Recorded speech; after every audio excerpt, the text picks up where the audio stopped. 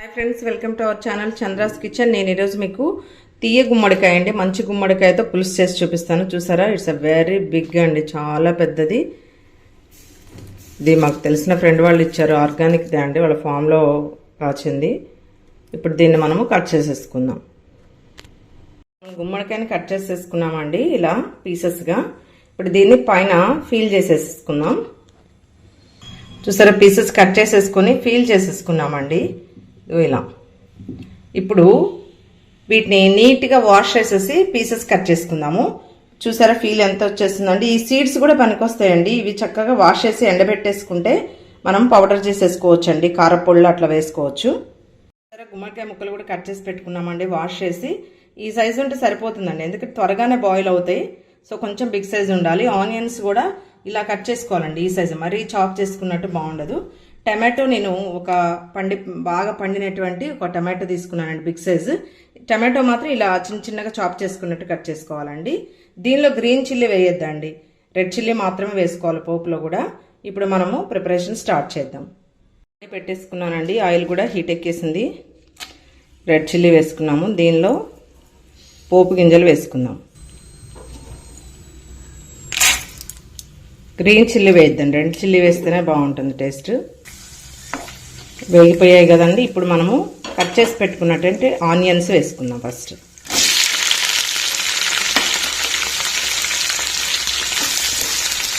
ఇప్పుడు మొత్తం మిక్స్ చేసేసి మూత పెట్టేసేసుకుందాం. కొంచెం సేపు మగ్గనిద్దామండి.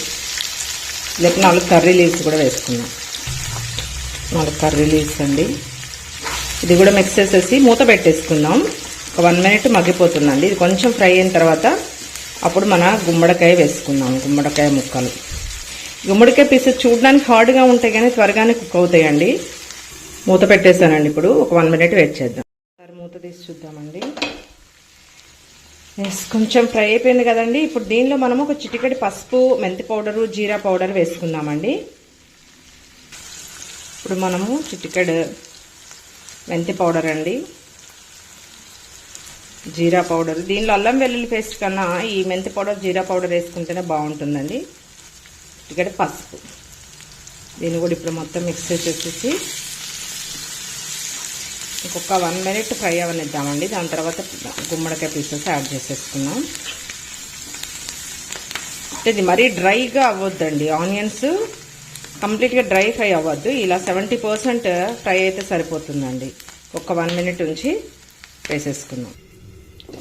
ఇప్పుడు మూత తీసి కొంచెం ఫ్రై అయిపోయింది కదండి. ఇప్పుడు మనం గుమ్మడికాయ ముక్కలు వేసేసుకుందాం. చూసారా ఎంత కలర్ఫుల్గా ఉన్నాయండి. దీన్ని కూడా మిక్స్ చేసేసి ఒక 1 మినిట్ మూత పెట్టేద్దాం. మొత్తం మిక్స్ చేసేసి మూత పెట్టేసేసుకుందాం. మూత తీసి చూద్దామండి. చూసారా, చక్కగా ఫ్రై అయిపోయింది, ఈజీగా బాయిల్ అవుతుందండి. చూడ్డానికి మనకు అలా హార్డ్గా కనిపిస్తుంది కానీ చూసారా. ఇప్పుడు మనము టమాటోస్ వేసుకుందామండి. చూసారు, చక్కగా దానిలో ఉన్న వాటర్ అంతా వచ్చేస్తే ఈజీగా బాయిల్ అవుతుంది. ఇలా టమాటోస్ వేసేసుకుందాం. దీన్ని కూడా మిక్స్ చేసేద్దాం. దీనిలో టేస్ట్కి సరిపడా సాల్ట్ వేసేసుకొని మూత పెట్టేసేసుకుందామండి. ఇది మిక్స్ చేసేసి ఒక 1 మినిట్ మూత పెట్టేసేస్తే టమాటోస్ కూడా మగ్గిపోతాయి.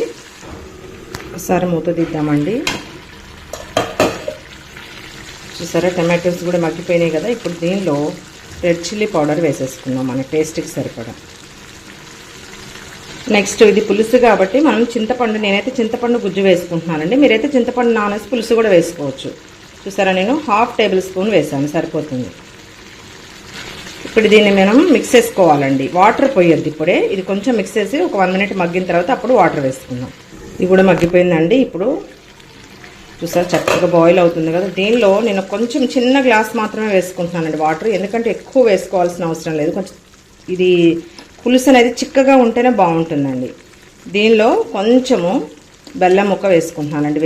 వేసుకుంటేనే టేస్ట్ బాగుంటుంది.